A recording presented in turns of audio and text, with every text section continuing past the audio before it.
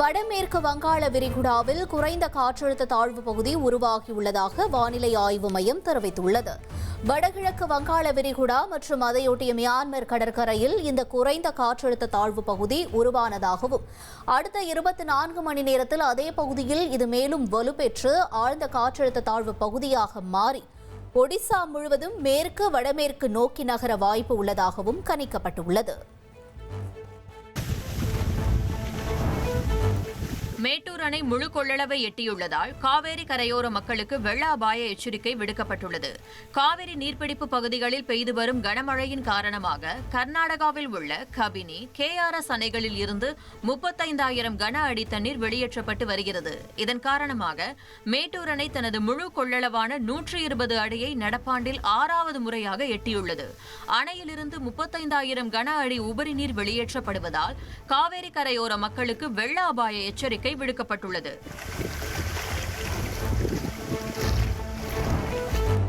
சென்னையில் ஆபரண தங்கத்தின் விலை சவரனுக்கு 160 ரூபாய் உயர்ந்துள்ளது.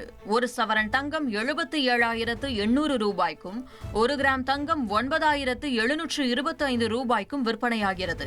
வெள்ளி விலை 1000 ரூபாய் அதிகரித்து 1 கிலோ 1,37,000 ரூபாய்க்கும் 1 கிராம் 137 ரூபாய்க்கும் விற்பனை செய்யப்படுகிறது.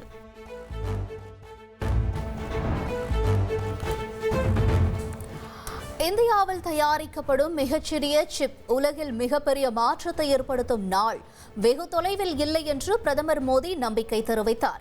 டெல்லி யசோபூமியில் செமிகான் இந்தியா என்ற செமிகண்டக்டர் மாநாட்டை பிரதமர் மோடி தொடங்கி வைத்தார்.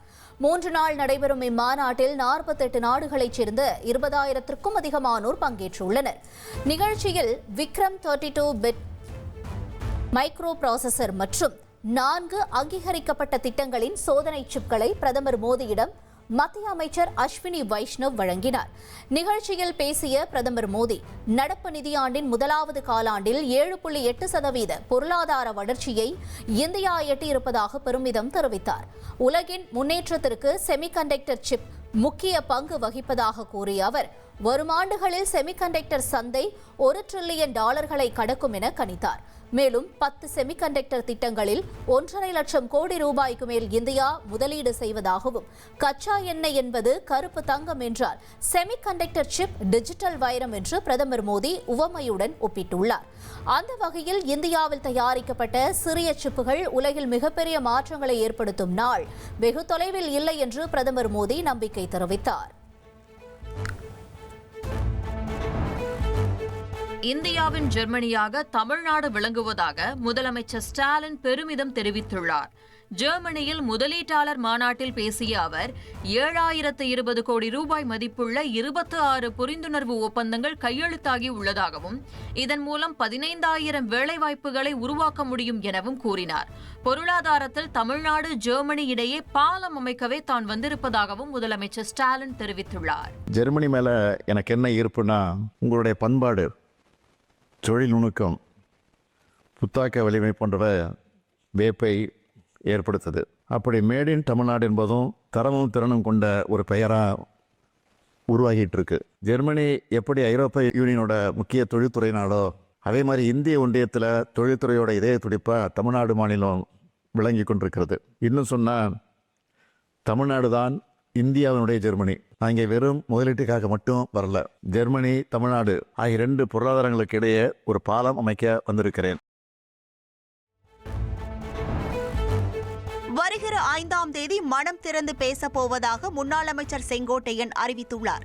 ஈரோடு மாவட்டம் கோபிச்செட்டிப்பாளையத்தில் செய்தியாளர்களிடம் பேசிய அவர் அன்றைய தினம் முழு விவரங்களை கூறுவதாக தெரிவித்தார்.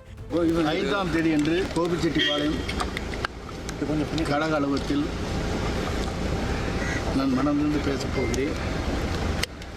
அப்போது என்ன கருத்துக்களை சொல்கிறேன் என்பதை நீங்கள் அத்தனை பேரும் தெரிந்து கொள்ளலாம். இதுவரையும் நீங்கள் பொறுத்திருந்து கேட்டுக்கொள்கிறேன். கட்சி நிர்வாகிகளுடன் ஆலோசனை கூட்டமா என்ற கேள்விக்கு செய்தியாளர்கள் சந்திப்பு மட்டும்தான் என்று பதிலளித்த செங்கோட்டையன் எடப்பாடி பழனிசாமி மீதான அதிருப்தி தொடர்கிறதா என்ற கேள்விக்கு சிரித்த முகத்துடன் கையெடுத்து கும்பிட்டு சென்றார். அவரின் அறிவிப்பு அதிமுக வட்டாரத்தில் சலசலப்பை ஏற்படுத்தியுள்ளது. இதனிடையே தனது ஆதரவாளர்களுடன் முன்னாள் அமைச்சர் செங்கோட்டையன் ஆலோசனை நடத்தினார்.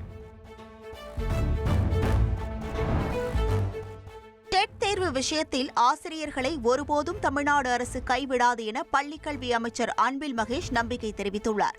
திருச்சி KK நகர் அரசு பள்ளியில் நடைபெற்ற விழாவில் கலந்து கொண்ட பிறகு செய்தியாளர்களை சந்தித்த அவர், உச்சநீதிமன்ற தீர்ப்பின் விவரம் முழுமையாக கிடைத்தவுடன் அது குறித்து சட்ட வல்லுநர்களுடன் கலந்து ஆலோசித்து மேல்முறையீடு செய்யப்படும் என உறுதியளித்தார். சீஃப் செக்ரட்டரிலேருந்து எங்களுடைய பிரின்சிபல் செக்ரட்டரி வரைக்கும் முழுமையாக நாங்கள் இது சார்ந்து நாங்கள் கலந்து ஆலோசிச்சிருக்கோம். கண்டிப்பாக எங்களுடைய டீச்சர்ஸ் யாரையும் கைவிட்டு விடாமல் அது சார்ந்து எப்படி ஒட்டுமொத்தமாக அனைவரும் நாங்கள் அரவணைக்கிறோமோ, அரவணைப்பதற்கான என்னென்ன பணிகளாம் செய்ய முடியுமோ அத்தனை சாத்தியக்கூறுகளையும் செய்வதற்கு தான் நாங்களும் இன்றைக்கி காத்து கொண்டிருக்கின்றோம். எப்படியுமே இந்த ஒவ்வொரு டீச்சர்ஸ் சார்ந்திருக்கின்ற சங்கங்களும் எப்படியும் ஒரு ரிவ்யூ போவாங்க. எப்படியும் இருந்தாலும் அரசாங்கத்தின் சார்பாக நம்முடைய டீச்சர்ஸுக்கு நான் சொல்லக்கூடிய ஒன்று தான், யாரும் கவலைப்பட வேண்டாம், உங்களை அரசாங்கம் என்றைக்குமே கைவிடாது என்பதை நான் தெரிவிக்கிறேன். திருவள்ளூர் மாவட்டம் காட்டுப்பள்ளியில் உள்ள கப்பல் கட்டும் தொழிற்சாலை குடியிருப்பில் வட மாநில தொழிலாளி ஒருவர் உயிரிழந்த நிலையில் அங்கு கலவரம் வெடித்தது. காட்டுப்பள்ளி தனியார் கப்பல் கட்டும் தொழிற்சாலையில் பணிபுரிந்த உத்தரப்பிரதேசத்தை சேர்ந்த அமரேஷ் பிரசாத் என்பவர் தொழிலாளர்களுக்கான குடியிருப்பின் மாடியிலிருந்து தவறி விழுந்து உயிரிழந்தார். இதனையடுத்து அங்கு திரண்ட 1000க்கும் மேற்பட்ட வட மாநில தொழிலாளர்கள் உயிரிழந்தவர்களின் குடும்பத்திற்கு இழப்பீடு கோரி போராட்டத்தில் ஈடுபட்டனர்.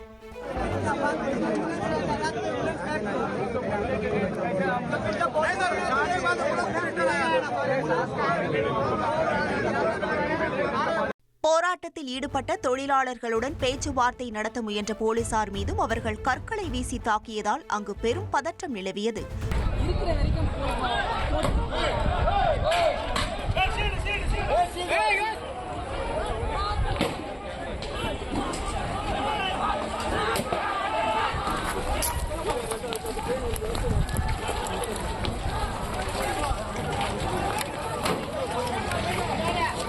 போலீசார் மீது கற்களை வீசியவர்களை தடியடி நடத்தியும் கண்ணீர் புகை குண்டுகளை வீசியும் போலீசார் விரட்டி அடித்தனர். இதனால் அப்பகுதியே போர்க்களம் போல் காட்சியளித்தது.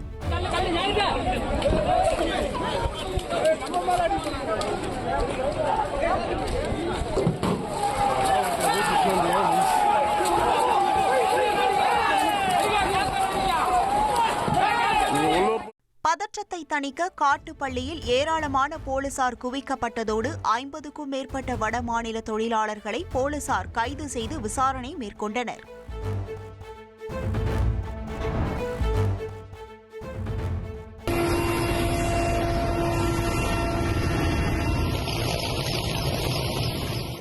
சத்தீஸ்கர் மாநிலம் சுக்மா மாவட்டம் சபரி ஆற்றில் வெள்ளத்தில் சிக்கியவரை விமானப்படை வீரர்கள் ஹெலிகாப்டர் மூலம் பத்திரமாக மீட்டனர்.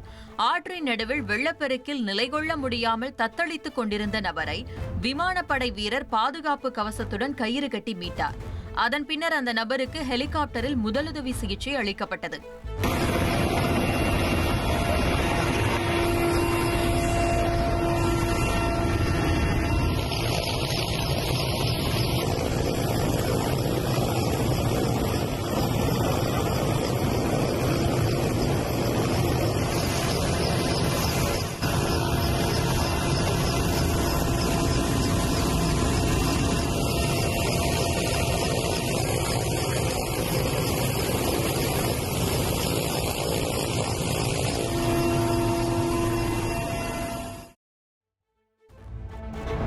மஞ்சுமல் பாய்ஸ் திரைப்பட பண மோசடி விவகாரத்தில் நடிகர் சௌபின் ஷாஹிர் வெளிநாடு செல்ல கேரள நீதிமன்றம் தடை விதித்துள்ளது.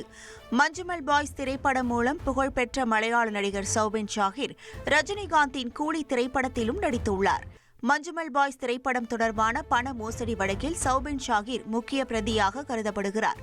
இந்த திரைப்படம் தொடர்பான வழக்கு நீதிமன்றத்தில் நிலுவையில் உள்ள நிலையில் வரும் 9ஆம் தேதி துபாயில் நடைபெறும் விழாவில் சௌபின் ஷாஹிர் பங்கேற்க திட்டமிட்டார். இந்த நிலையில் பண மோசடி வழக்கை விசாரித்து வரும் எர்ணாகுளம் குற்றவியல் நடுவர் நீதிமன்றம் சௌபின் ஷாஹிர் வெளிநாடு செல்ல தடை விதித்துள்ளது. அவர் வெளிநாடு சென்றால் விசாரணைக்கு இடையூறு ஏற்படும் என்ற காரணத்திற்காக தடை விதிக்கப்படுவதாக நீதிமன்றம் தெரிவித்துள்ளது. இதனையடுத்து சௌபின் ஷாஹிர் கேரள உயர்நீதிமன்றத்தில் மேல்முறையீடு செய்யவிருப்பதாக தகவல் வெளியாகியுள்ளது.